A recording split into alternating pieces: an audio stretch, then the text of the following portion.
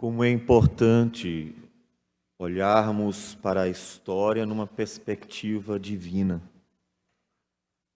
Comumente o homem erra olhando sempre numa perspectiva meramente humana.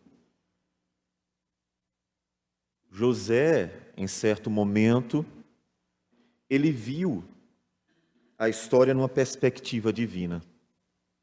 Lembrando um pouquinho a história de José, que fora traído pelos irmãos, vendido aos midianitas, levado para o Egito, se tornou escravo de Potifar, preso, e então no cárcere foi um instrumento do Senhor até que Deus o elevasse a governador. Com certeza, durante o início de sua história, ele também olhou para os fatos numa perspectiva meramente humana. Vemos isso quando ele nomeia seus filhos, Efraim e Manassés, dizendo que era por causa da angústia de seu coração que Deus estava fazendo ele esquecer. Ainda numa perspectiva humana, ele sentia a dor de todo o sofrimento que estava, o que havia passado. Todavia, lá mais à frente, quando 7 anos de fartura se passam, 7 anos de fome chegam, e então ele, no meio desse período difícil, recebe sua família outra vez. E então Deus mostra para ele que tudo aquilo tinha um propósito. Que ele fosse um instrumento de salvação no período difícil da história. Um período em que 7 anos iriam com certeza tragar muitas vidas. 7 anos de fome. Ele seria a salvação de sua própria família. E assim, no capítulo 45, versículo de número 8, ele diz: assim não fostes vós que me enviastes para cá, e sim Deus que me pôs por pai de Faraó, e senhor de toda a sua casa, e como governador em toda a terra do Egito. José entendeu que a história é muito mais do que ações humanas. A história pertence ao Senhor, assim como a salvação. Dessa mesma forma, devemos nós olhar para a história, quer presente, quer passado. E é nessa perspectiva divina que nós queremos olhar, inclusive, para aquilo que hoje relembramos. Um marco que foi importante para a história, principalmente do Ocidente, um divisor de águas, mas que não foi único nem isolado, porque Deus providenciou tal graciosa mudança, o recomeço da história do povo dele muitas vezes mesmo. E eu gostaria que você visse um pouco dessa história, que é uma história divina. Porque assim como a reforma protestante foi fundamental para que a igreja recobrasse ânimo, olhando de volta às Escrituras, a fim de suportar um período muito difícil que estava por vir ainda, que é o período desses 500 anos, onde muitos movimentos pagãos foram levantados e bombardearam a igreja até os nossos dias, que tem sido solapada, e você sabe muito bem, por todo tipo de mal, corrupção, homossexualismo, imoralidades N, o paganismo, e assim se tornou uma grande instituição que está falindo. Tudo porque o mundo não cansa de bater na igreja. Deus providenciou há 500 anos que homens se levantassem para que a igreja pudesse estar forte o suficiente para lutar. Não deveríamos nós fazer isso hoje também? Não deveríamos lutar contra tudo que o mundo impõe à igreja, tanto de dentro quanto de fora? Deus sempre levantou pessoas para reformar a sua igreja. E para que nós vejamos isso um pouco antes de entrarmos em nosso texto, nós podemos recuar na história redentora, até mesmo ao capítulo 4 de Gênesis, quando nós encontramos a cidade de Caim, um homem que matou o o homem de Deus, o Abel. Caim matou o Abel. E assim trouxe desgraça para a sua família, e o culto ao Senhor parou, porque a tristeza e a amargura tomou conta do coração de Adão e Eva. Caim, então, vai seguir adiante como se nada tivesse acontecido e constrói uma cidade marcada pelo orgulho, imoralidade, vaidade, por vingança, ódio, todo tipo de maldade. Basta você ler Gênesis 4, 17 a 24. E Deus levanta o que poderíamos chamar de o primeiro reformador da igreja. Capítulo 4, versículo 25 e 26. Tornou Adão a coabitar com sua mulher, e ela deu à luz um filho, a quem pôs o nome de Sete. Porque disse ela: Deus me concebeu outro descendente em lugar de Abel, que Caim matou. A Sete nasceu-lhe também um filho, ao qual pôs o nome de Enos. Daí se começou a invocar o nome do Senhor. Deus levantou um homem para chamar a atenção do povo de Deus. O que é isso? Vocês vão desistir de louvar ao Senhor? Vão se iludir com a cidade de Caim? E levanta um homem que então evoca ao Senhor e desperta o povo de Deus para viver uma vida de adoração. Vemos então o capítulo 5 de Gênesis marcado pelas implicações de um homem ter se levantado para lutar pela igreja. E essa vida de oração gerou tantos frutos que um dos personagens, o Enoque, foi um homem que andou profundamente com Deus, a tal ponto de Deus ter tomado ele para si, sem que ele morresse. Foi trasladado, levado à região celestial, sem vir à morte, fruto de uma obra divina realizada pela família de Sete, por Enos, seu filho. Todavia, o mundo não para de bombardear a igreja. Satanás jamais desistirá de tentar destruí-la. E então o que acontece é que nesses versículos, enquanto um grupo está andando com o Senhor, ao mesmo tempo a cidade de Caim está crescendo, crescendo, crescendo. E essa cidade que está crescendo, está também tragando os descendentes do povo de Deus. Você não vê, parece silencioso, mas está acontecendo. Em Gênesis 5, nós temos apenas alguns personagens que se destacam. Você pode ler depois do capítulo. A pergunta é: cadê os outros? Cadê os outros filhos? Porque o texto diz: Sete gerou Enos e depois teve filhos e filhas. Cadê os outros? Onde eles estão? O capítulo 6 de Gênesis nos responde: onde estão os outros? Como se foram multiplicando os homens na terra, eles nasceram filhas, vendo os filhos de Deus, que as filhas dos homens eram formosas, tomaram para si mulheres, as que entre todas mais lhe agradaram. E então, versículo 11 diz: a terra estava corrompida à vista de Deus e cheia de violência. Neste propósito incansável de destruir a descendência santa, a cidade de Caim conseguiu conquistar os seus milhares. Os descendentes do povo de Deus se iludiram, principalmente com a sedução das mulheres descendentes de Caim. E então, tomando para si todas as que quiseram, começaram a se relacionar com a vida da cidade de Caim. Outra vez o mundo se perdendo, mas um golpe quase fatal contra a igreja.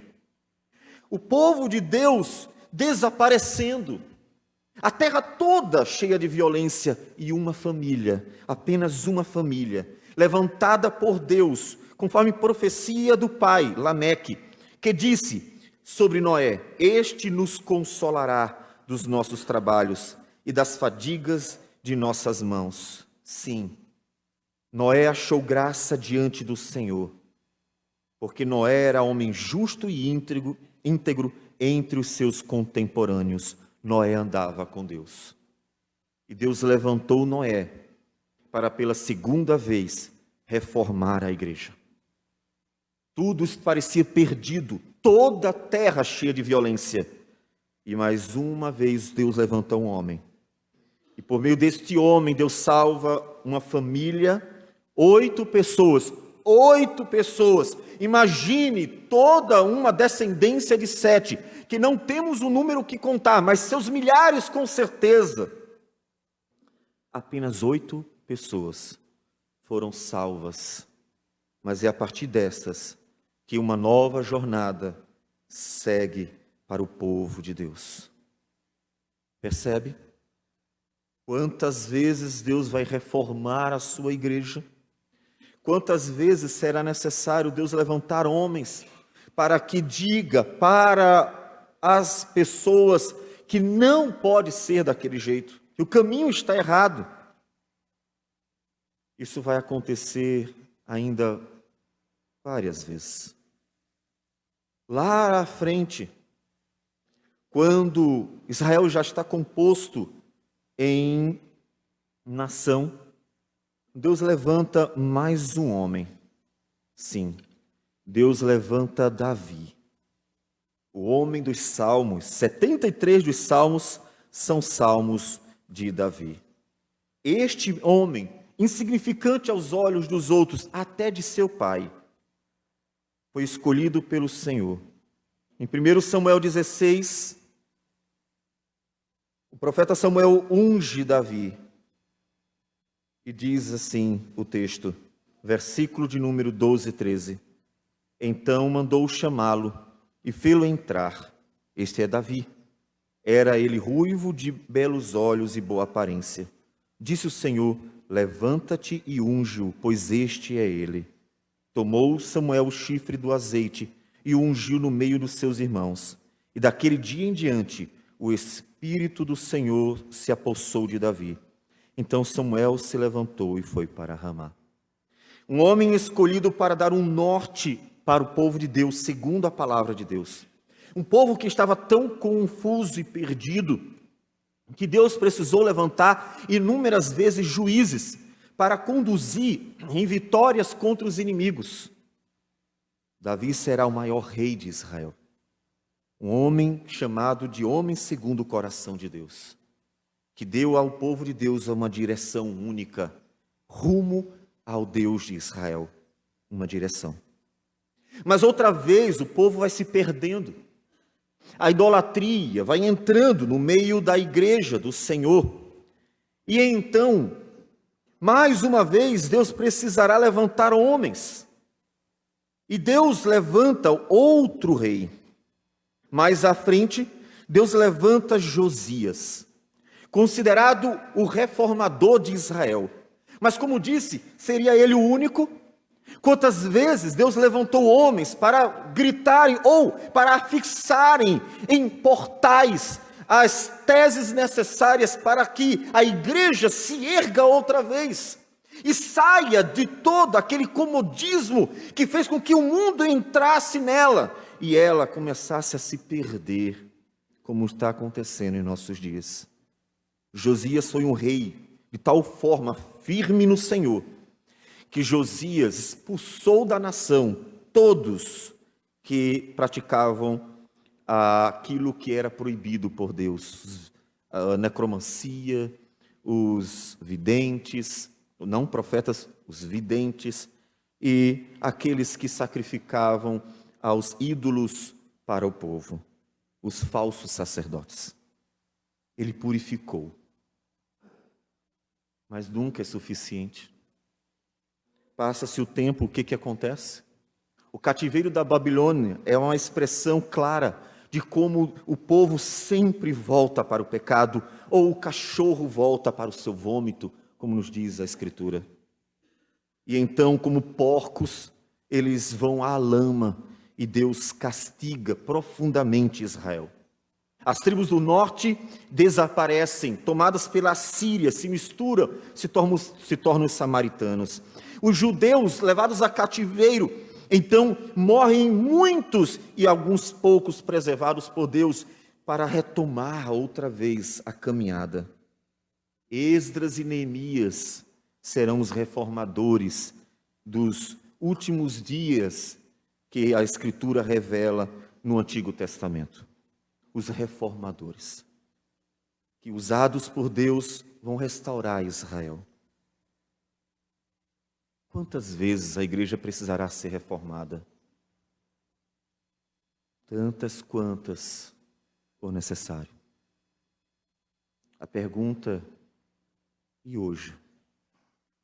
O que devemos fazer para que não apenas olhemos para o passado e fiquemos apreciando imagens, fotos de homens antigos, mas olhemos para o presente a fim de conseguirmos trazer para os nossos dias o que é necessário para que mais uma vez a igreja seja reformada por obra do Senhor.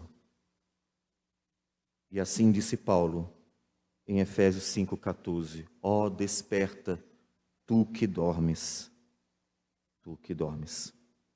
Vamos para o livro de Mateus, capítulo 26, versículo 36. Um texto que deve nos despertar para aquilo que é necessário, para que sejamos instrumentos de hoje, para a reforma da igreja hoje. Vamos orar ao Senhor. Senhor Deus amado, obrigado por tudo. Queremos colocar as nossas vidas nas Tuas mãos, diante da Tua palavra que vamos ler, com o propósito de que ela, Senhor, desde sua leitura, fale profundamente aos corações. De forma que nós sejamos instrumentos do Senhor, para que o Senhor fale aos corações. De forma que, ó Deus, como homens do passado, foram instrumentos Teus para reformar a igreja de cada geração, sejamos nós instrumentos do Senhor para levantar a voz e bradar bem alto a Tua palavra para a nossa geração. Porque, ó Deus, os dias são difíceis outra vez, e o cristianismo se perdeu outra vez, e então precisamos novamente da intervenção do Senhor. Que o Senhor nos conduza com Tua graça, é o que nós te pedimos. Em nome do Senhor Jesus. Amém, Senhor. Assim diz Mateus 26, 36. Em seguida, foi Jesus com eles a um lugar chamado Getsêmani. E disse aos seus discípulos: assentai-vos aqui, enquanto eu vou ali orar. E levando consigo a Pedro e aos 2 filhos de Zebedeu, começou a entristecer-se e angustiar-se. Então lhes disse: a minha alma está profundamente triste até a morte. Ficai aqui e vigiai comigo. Adiantando-se um pouco, prostrou-se sobre o seu rosto, orando e dizendo: meu Pai, se possível, passa de mim este cálice. Todavia não seja como eu quero, e sim como tu queres. E voltando para os discípulos, achou-os dormindo, e disse a Pedro: então, nem uma hora pudestes vós vigiar comigo? Vigiai e orai, para que não entreis em tentação.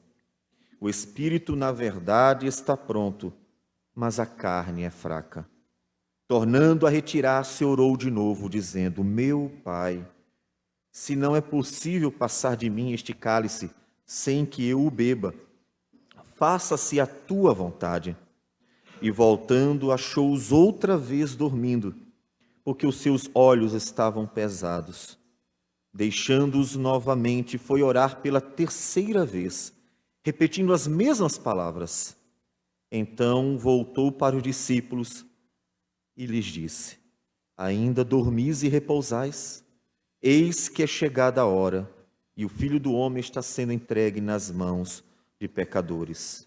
Levantai-vos, vamos, eis que o traidor se aproxima. Amém. Meus amados, o momento mais crucial da vida de Jesus estava para acontecer. Ele começou a via sacra. Ele começou aquela jornada, a via dolorosa, aquele momento difícil em que ele vai sofrer por nós até a cruz do Calvário. Um momento em que os discípulos precisavam estar vigilantes. Observe que se dá aqui um combate. Eis que o inimigo está vindo. E então é preciso estar pronto para aquele que está vindo. Você está pronto para o mundo que está vindo? Você está pronto para, inclusive, resistir? Porque muito daquilo que sofreremos ainda é como Jesus disse: se não é possível passar de mim esse cálice sem que eu o beba, então faça-se a tua vontade. Agora, como eu devo reagir? Cristo foi voluntariamente, corajosamente até a cruz para fazer a vontade do Senhor, sem a qual nós não teríamos a salvação de hipótese alguma. Portanto, a questão não é tentarmos ser agradáveis ao mundo, a questão não é tentarmos ser uma igreja leve, suave e engraçada para atrair pecadores, a questão é: qual é a tua vontade, Pai? Jesus poderia ter atendido à voz de Pedro, que antes, ainda no capítulo 26, agora no versículo de número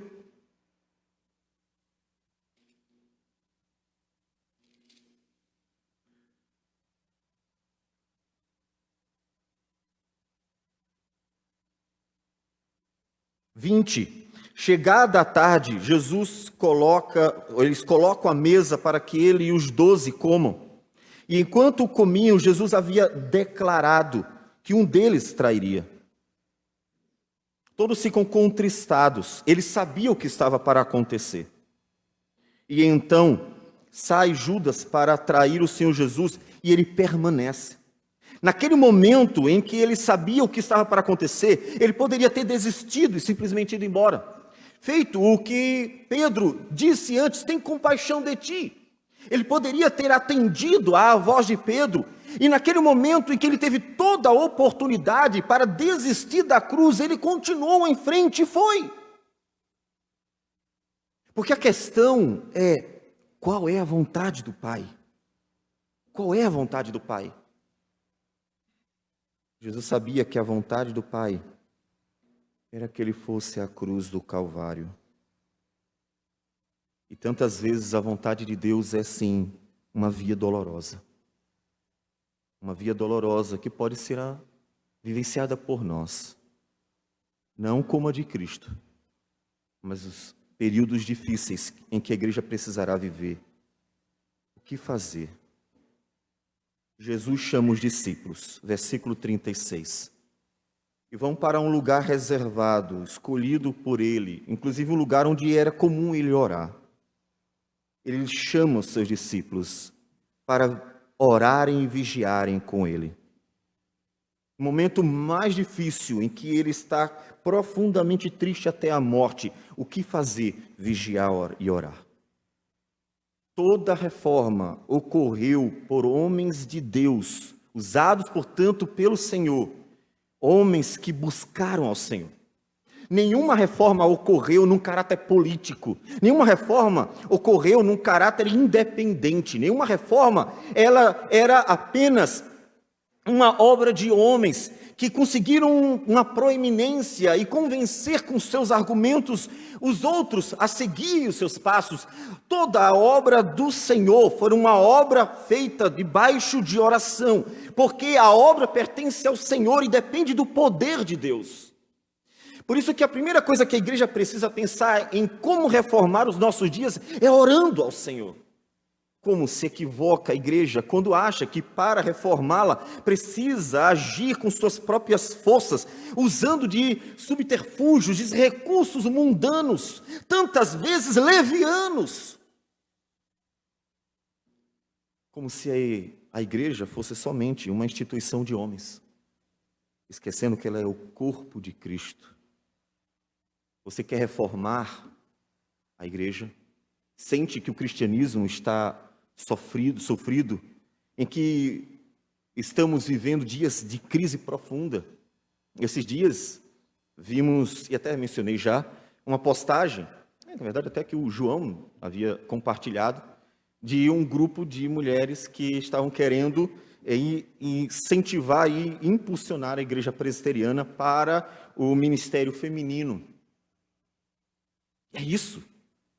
É o mundo. É o mundo entrando no meio da igreja, querendo impulsioná-la a ser igual. O próximo passo é também ordenar homossexuais. Não tenha dúvida, foi assim que aconteceu com as outras. O que nós devemos fazer? Orar e vigiar.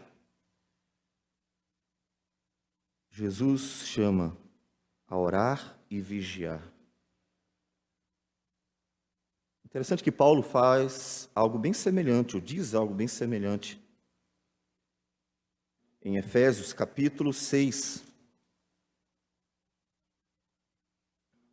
versículo 17 e 18, ele diz assim: tomai também o capacete da salvação e a espada do Espírito, que é a palavra de Deus, com toda a oração e súplica, orando em todo o tempo no Espírito, e para isto vigiando com toda perseverança e súplica por todos os santos. Orando e vigiando.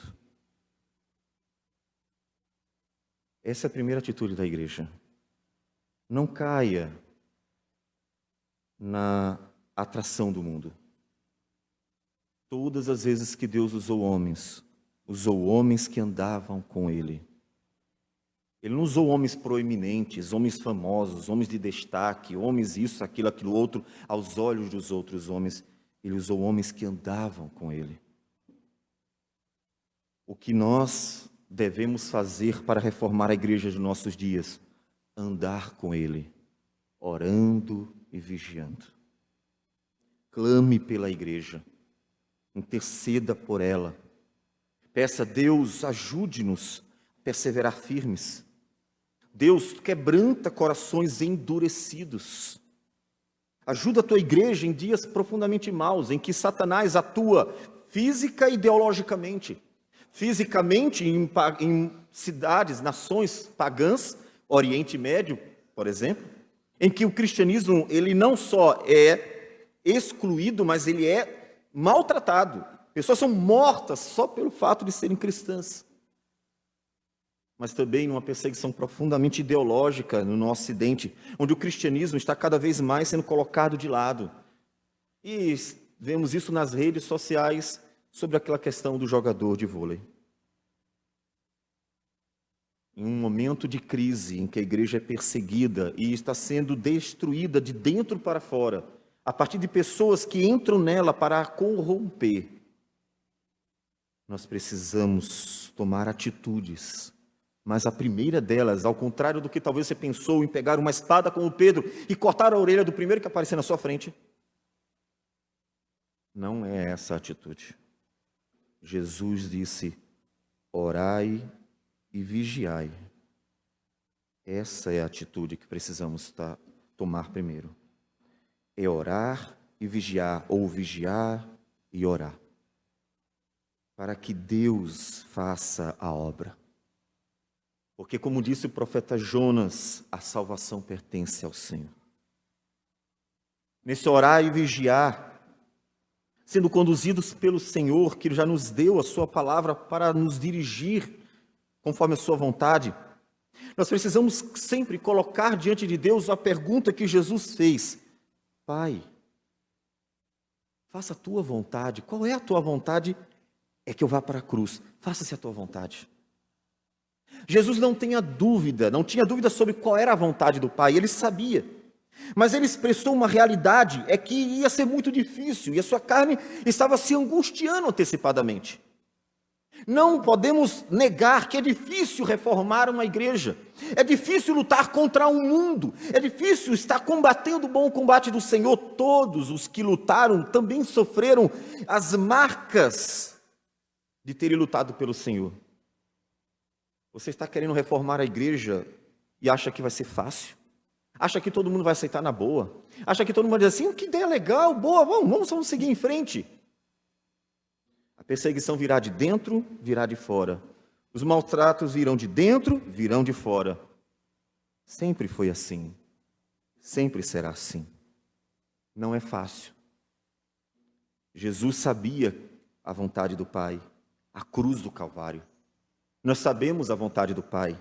É que nós permaneçamos firmes, seguindo a palavra do Senhor, até o dia em que o Senhor voltar.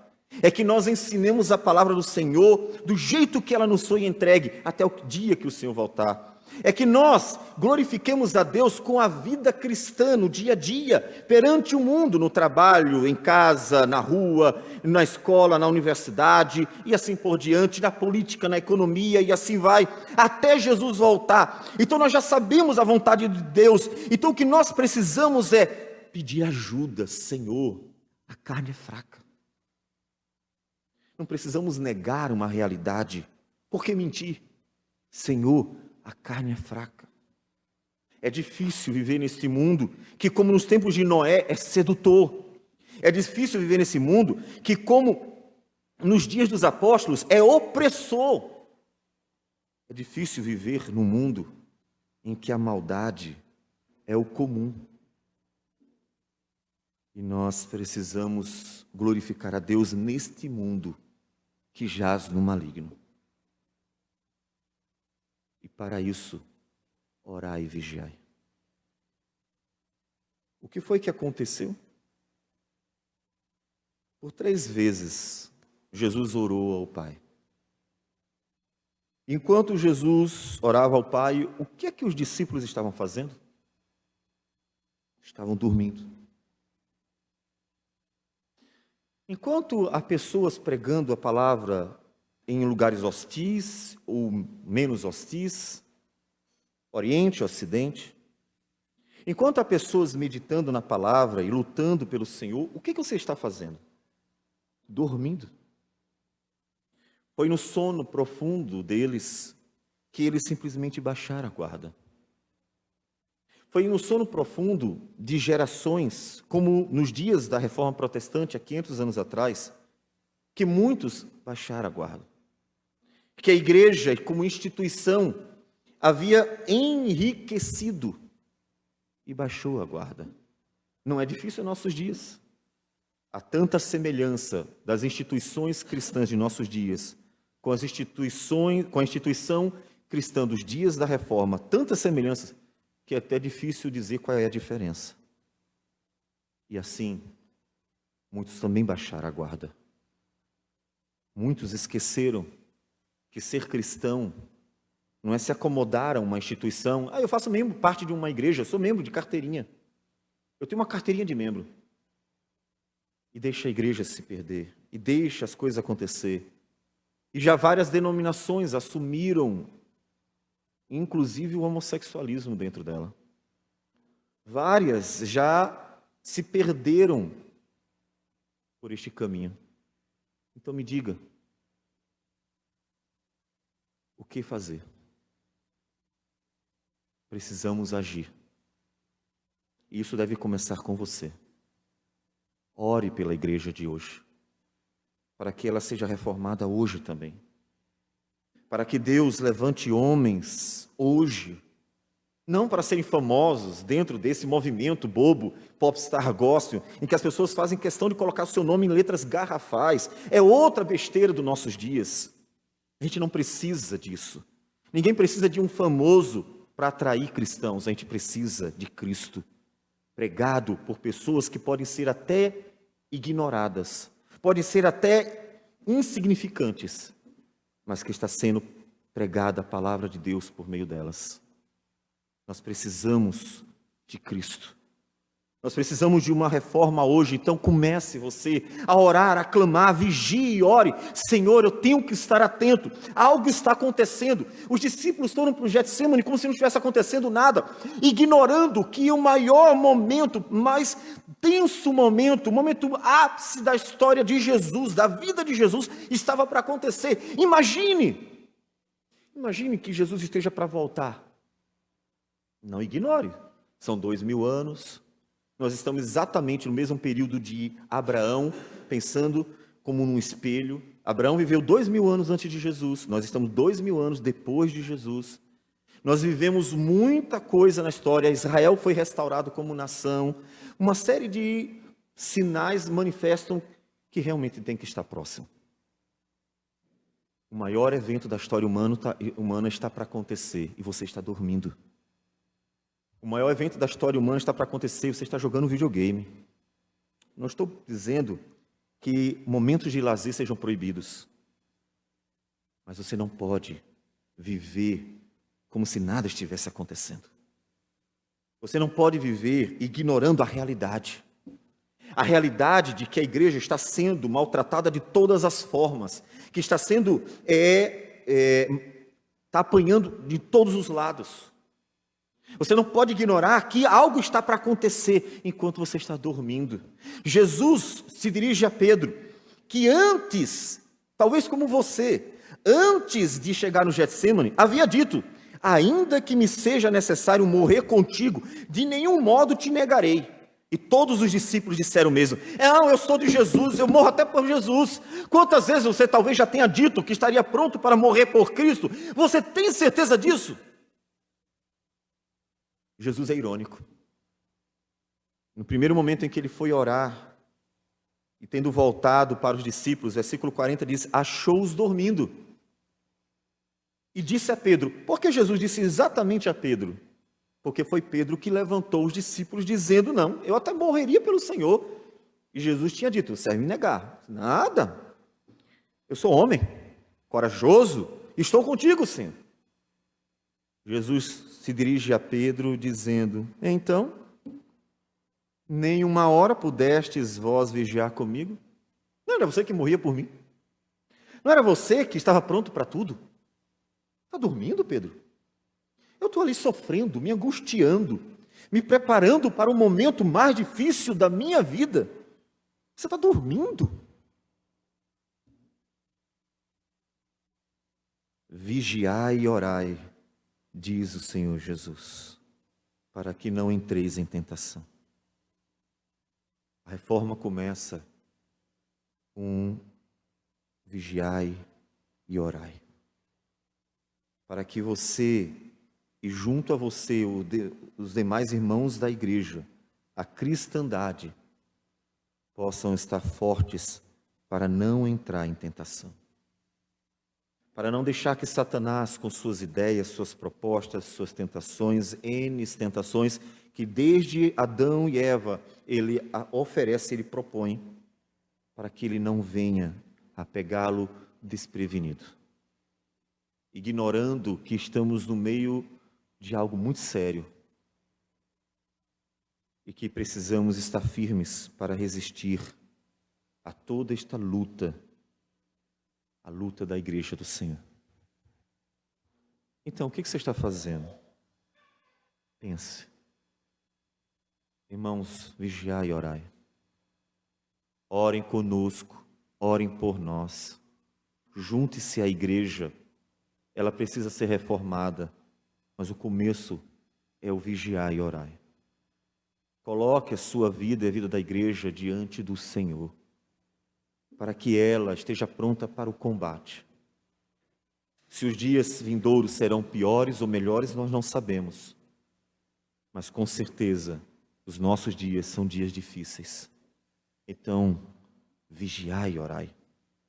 Para que quando o inimigo vier, como Judas que apareceu, estava se aproximando, ele não encontre pessoas despreparadas, de tal forma despreparadas que a primeira atitude que tiveram foi uma atitude boba. Aquela atitude que nós mencionamos, de tirar a espada e cortar a orelha do servo do sumo sacerdote, como um pouco adiante nos é contado. Isso não salvaria Jesus, era Ele que nos salvaria. Eles precisavam estar prontos para algo muito pior. Eles deveriam estar prontos para o combate espiritual, a salvação que Jesus traria por meio da cruz do Calvário. E você está pronto para o dia do Senhor? Você está pronto realmente? Vigiai e orai, porque os dias são difíceis. Precisamos de homens que se levantem para conduzir a igreja, para conduzi-la na palavra do Senhor. Vigiai e orai, porque os dias são difíceis. Caso contrário, enquanto pessoas estão lutando, você estará dormindo. E é por isso que a igreja continua sofrendo e apanhando em grande medida. Porque quando precisávamos de homens conduzindo a igreja, nós temos visto estes homens dormindo. Em nossos dias, me diga quantos homens, e eu me refiro a homens mesmo, não estou referindo à humanidade, referindo a homens. Me diga em nossos dias quantos homens estão realmente lutando. Para a vergonha da nossa geração, a maioria das pessoas dentro da igreja que são ativas são mulheres. Não digo que é um desmérito que a mulher se dedique em oração, se dedique na evangelização, se dedique em cuidar também da obra do Senhor. Não, do jeito correto não é problema. Mas é uma vergonha para o homem que elas estejam à frente de muito do que a igreja faz. É uma vergonha porque você, homem, aqui deveria ser cabeça. Tenho até medo que numa guerra contra o Brasil, nós tenhamos mais mulheres alistadas do que homens, porque, sinceramente, a masculinidade do nosso país foi destruída a tal ponto de que boa parte das famílias tem como cabeça suas mulheres. Uma sociedade que não há homens que vigiam e oram. Uma sociedade que não há homens lutando pela igreja, para inclusive reformá-la, está fadada à ruína. Foi por isso que então Caim venceu. Como foi que Caim venceu? Mandou as suas filhas, seduziu os homens não estavam nem aí, e se entregaram. E deixaram que tudo acontecesse. Deixaram que toda a maldade entrasse, a tal ponto de toda a terra ficar cheia de violência. Onde você está, homem? Os reformadores foram homens. Enos era homem. Noé, Josias, Davi, os apóstolos, todos usados por Deus para encabeçar um avivamento do povo de Deus, uma reforma no meio do povo de Deus. Eram homens. Onde estão os homens de nossos dias? Estão dormindo. Provavelmente assistindo um jogo de futebol mais interessante. Alguns até novelas. Outros estão apenas relaxando. Porque eles acham que tudo que eles precisam é trabalhar e trazer dinheiro para dentro de casa. Esquecendo que a vida, a realidade é muito mais que isso. Homens, acordem. Tragam suas famílias para a igreja.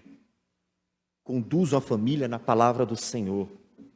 Encabecem tudo. A sociedade, a família, a igreja, tudo. Não é pouco, é tudo. Do governo de um país à condução de um lar. Homens, tome a frente. Porque é a falta de homens de verdade que o mundo está trazendo para dentro da igreja todo tipo de barbaridade. Então, você quer a igreja reformada hoje? Vigiai e orai. Porque as ameaças, elas estão à porta o tempo inteiro. Então nós precisamos resistir. Mas não só resistir, porque Jesus disse que a porta dos infernos é quem não prevaleceriam ao ataque da igreja. Precisamos então atacar, mas não com espadas. Não com espadas quaisquer, mas com a palavra de Deus. Então, homens, se ergam para conhecer a Escritura e ensiná-la.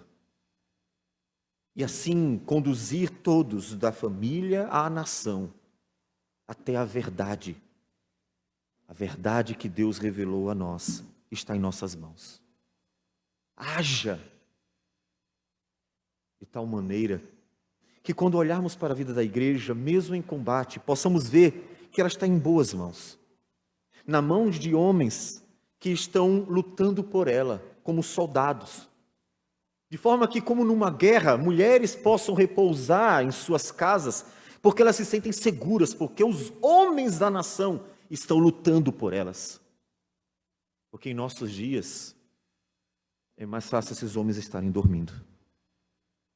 Então é impossível reformar uma igreja quando os homens são covardes, quando os homens dormem, quando os homens deixam que os outros conduzam o que lhes cabia conduzir. Então levantem-se como homens corajosos e assumam o papel de reformadores. Façam o que fizeram homens desde Enos, que se levantou para reformar a igreja e trazer de volta o culto ao Senhor, enquanto a cidade de Caim cultuava a si mesmo, cultuava o prazer, cultuava as delícias, cultuava o lazer. Levante-se para conduzir a igreja a viver para a glória do Senhor.